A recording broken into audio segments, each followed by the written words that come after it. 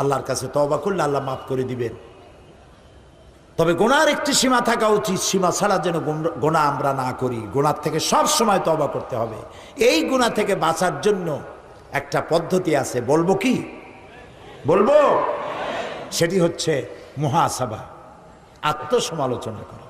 রাত্রিবেলা যখন আমরা ঘুমাতে যাই, বেডে গিয়ে ঘুমাবার আগে চিন্তা করুন, আল্লাহ আজকের সকাল থেকে নিয়ে এই ঘুমাবার বিছানা পর্যন্ত আসতে কয়টা মিথ্যা কথা বলেছি আজ, মনে পড়বে না?